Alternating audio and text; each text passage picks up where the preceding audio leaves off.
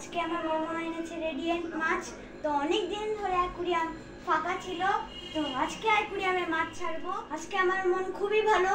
তো এখন চলুন দেখি মাছ কিরকম করে, নতুন জায়গায় এসেছে। এই যে